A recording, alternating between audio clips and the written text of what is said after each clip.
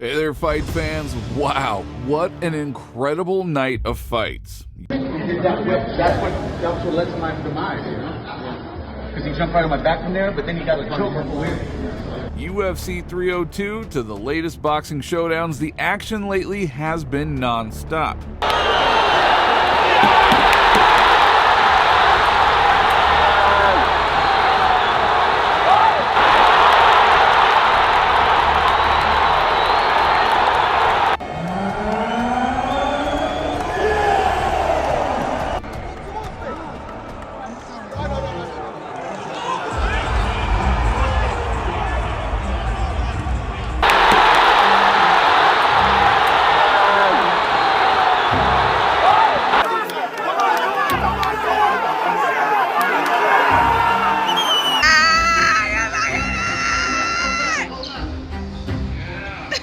But today, we are going to be diving into the main event of 302, Islam Makhachev versus Dustin Poirier. This was a fight that everyone was waiting for, and it did not disappoint. Now, as expected, Makhachev brought his A game and proved again that yes, he is a force to be reckoned with. But so did Poirier. He showed a true warrior spirit throughout the fight and poked some holes in Islam's game. Now, the fighters came out to the fight wearing some brand new UFC golden gloves, just a symbol of the high stakes of that elite status.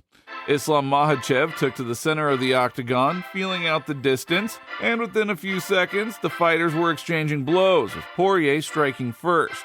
Now, Makhachev did respond with a combination and then immediately went for a takedown, which in that one he did score effortlessly. Once on the ground, the champion began hunting for a submission. He was working for an arm triangle, then a Kimura, but Poirier had some amazing submission defense. However, he did get Poirier's back, threatening him with a choke.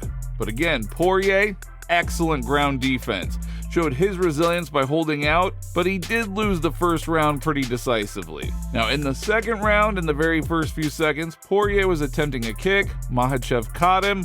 Poirier then successfully defended against the takedown attempts. He even got him in a clinch. He absorbed a couple of strong blows, but Poirier fought back, landing some straight shots. Makhachev was trying to counter with combinations. As the fight progressed, the tension was mounting, especially in the final moments of the round. In the last minute, Makhachev attempted a takedown, but Poirier prevented it, and he was even able to turn Makhachev in the clinch up against the cage. Now, Poirier did not get the takedown in the final seconds, but his defense still looked stellar. In the third and fourth rounds, the fighters showed a real battle. They did it all from the standing position. Now, many didn't really expect this level of striking from Makhachev, but his striking prowess was on full display. However, all of that wrestling and defending took a lot of energy from both fighters. Makhachev was trying to go for tight clinches and then hitting some knees to Poirier's head and body. Poirier was doing some dirty boxing and kept trying to uppercut him every time he went for the tight clinch. Now, midway through the round, Makhachev managed to drag Poirier down to the canvas and took his back. Poirier was defending fiercely, but eventually allowed Makhachev to get into the full mount. The Diamond did show a lot of resilience, though, by escaping from that situation, and then the fighters got back to standing. Now, in the fourth round, the fighters exchanged at mid-range, which did play to Dustin's advantage. However, Makhachev has long been more than just a wrestler. He is a true all-rounder. He did absorb a few side kicks before closing in the distance. Now, despite his efforts, Makhachev did struggle to take him down. Again, Poirier was looking good, and I definitely think that he was poking some holes in Islam's game. As long as you keep him in the middle of the cage like his coaches were telling him to do, and you got that solid defense, Islam can't get you down. Now, Poirier had blood streaming from his nose, and he managed to cut Islam with a big powerful elbow, which then started covering the champion's face in blood. That was a rare sight to see. I don't think I can think of any time really where Makhachev was showing a lot of damage. Now, nonetheless, Islam did not back down in the standing exchanges, and he did take that round. Now we enter round 5, a scenario that, let's be real, very few saw coming. Few believed that Dustin would be able to survive into the 5th round. But he did, and he looked good doing it. Now, Makhachev did land more strikes, but Poirier caught most of the blows with blocks, Now, as the championship rounds progressed, Poirier continued to press forward. At one point, he was screaming at Islam in the middle of the octagon. So Islam continued to stand and bang with him, landing several lefts before again attempting a takedown. Dustin defended, threw a series of hard punches to Makhachev's body in the clinch. But despite Poirier's valiant efforts of escaping the grappling exchanges, in the 3rd minute of the 5th round, Makhachev did secure a takedown. He did it in the middle of the octagon by grabbing Dustin's leg, kind of pulling it towards him, and then turning him really fast and landing him on his back. Then he quickly transitioned, locking in a Darce choke, and eventually tapped Dustin out. Fun fact, Dustin even admitted after the fight that not only did he tap, but he actually passed out right after tapping.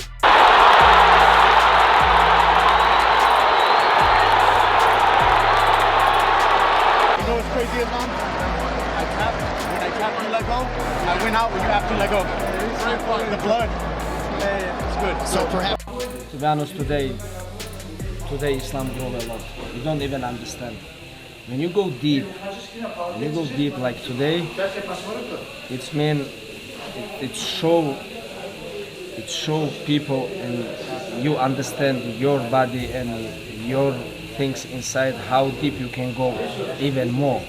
You know, there is more place. You know, we sometimes, not sometimes, all the time people underestimate they self. You know, our body, our soul, we can go more deeper than like 5 rounds or 10 rounds, doesn't matter. You just have to find this. You just have to be relaxed and find this way, you know, the way how you have to go, how you can go deep, you know. It was very deep fight. So, as expected, Makhachev did remain the champion, and he is now considered one of the best lightweights in UFC history with number of title defenses. Islam also has a streak of 14 consecutive victories in the UFC. Only Kamaru Usman, who had 15, and Anderson Silva, who had 16, had a longer streak. Yeah, I think he's, you know, one of the greatest of all time. I think he's incredible. I don't think he's the pound-for-pound best fighter in the world. For anybody to call Islam the pound-for-pound best fighter in the world when Jon Jones is still fighting is nuts and shouldn't be ranking in the pound-for-pound or doing any of the rankings ever, if that's what you really think. Jon Jones has never lost a fight, ever. He's fought all the baddest dudes in the world. And then when you think about what pound-for-pound rankings really mean, he moved it up to heavyweight and destroyed the best guy in the world. As long as Jon Jones is still fighting, active, and in the rankings, yeah, nobody's pound-for-pound best fighter in the world. Yeah, Jon Jones is the best ever. Ever. And when I say ever, I mean in any combat sport.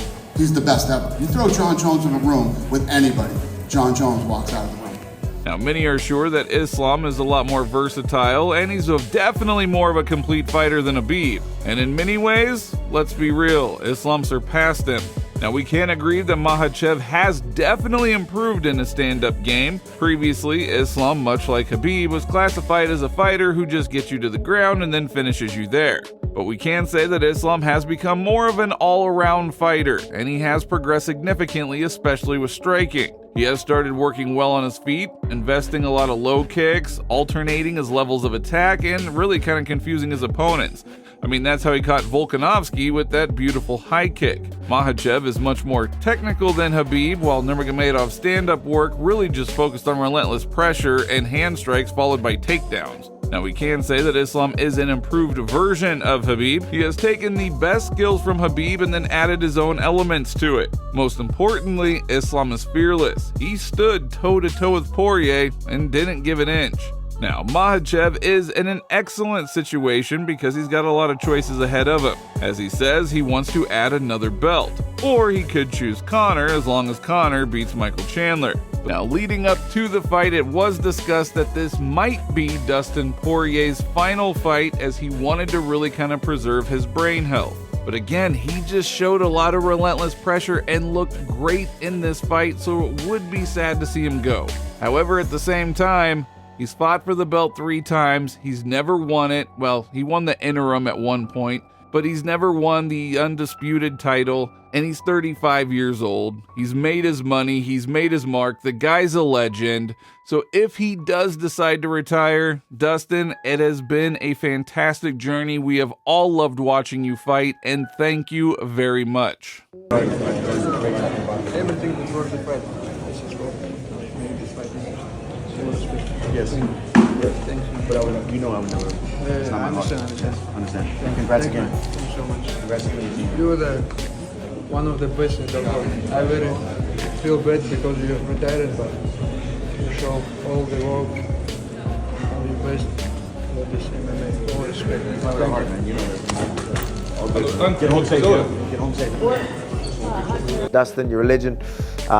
Keep your head up. That was a great performance still. And maybe we could have a little fun in there, have a little dance. Let me know what you think. My dream is to be the best fighter that I can be, to be the best fighter at 155 pounds in the world.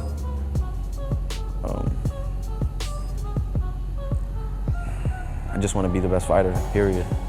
That's my dream.